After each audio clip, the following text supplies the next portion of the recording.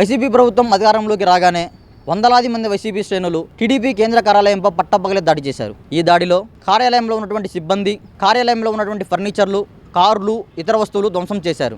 ఈ ఘటనలో దేవినేని అవినాష్, నందిగం సురేష్, లేలా అప్పిరెడ్డి, తలసిల రఘురాం ప్రధాన నిందితులుగా ఉన్నారు. చంద్రబాబు నివాస దాడి ఘటనలో జోగి రమేష్ ప్రధాన నిందితులుగా ఉన్నారు. ఈ రెండు ఘటనలలో సీసీటీవీ ఫుటేజ్ ఆధారంగా పోలీసులు దర్యాప్తు చేపట్టి కేసులు నమోదు చేశారు. అప్పటి వైసీపీ ప్రభుత్వం అధికారంలో ఉండటంతో పోలీసులు, అధికారులు ఈ కేసును నీరుగార్చే ప్రయత్నం చేశారు. మరలా టీడీపీ ప్రభుత్వం అధికారంలోకి రావడంతో ఈ కేసు దర్యాప్తు ముమ్మరం చేపట్టింది. ఈ కేసులో ప్రధాన నిందితులుగా ఉన్నటువంటి దేవినేని అవినాష్, లేలా అప్పిరెడ్డి, నందిగం సురేష్, తలసిల రఘురాం తమను అరెస్ట్ చేయకుండా 2 వారాల పాటు రక్షణ కావాలంటూ హైకోర్టులో పిటిషన్ దాఖలు చేశారు. హైకోర్టు వీళ్ళ బెయిల్ పిటిషన్ను తిరస్కరించింది. అనంతరం తుళ్లూరు పోలీసులు ఉద్దండరాయనపాలెంలోని నందిగం సురేష్ ఇంటి వద్దకు చేరుకున్నారు. అక్కడ నందిగం సురేష్ లేడని సమాచారం అందడంతో వెనుదిరిగారు.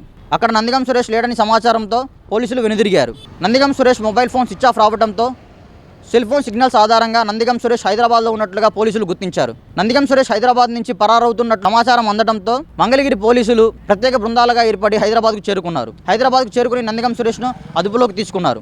ఈరోజు తెల్లవారుజామున నందిగం సురేష్ను మంగళగిరి పోలీసులు మంగళగిరి పోలీస్ స్టేషన్కు తరలించారు. మంగళగిరి పోలీస్ స్టేషన్ నుంచి ఎస్పీ కార్యాలయానికి తరలించి కోర్టులో హాజరుపరుస్తున్నట్లుగా సమాచారం. అలాగే ఈ కేసులో నిందితులుగా ఉన్నటువంటి లేలా అప్పిరెడ్డి, దేవినేని అవినాష్, తలసిల రఘురాం పరారీలో ఉన్నట్లు సమాచారం. వీళ్ళ కోసం గుంటూరు జిల్లా, బాపట్ల జిల్లా, పల్నాడు జిల్లా పోలీసులు 12 ప్రత్యేక బృందాలుగా ఏర్పడి గాలిస్తున్నట్లు సమాచారం.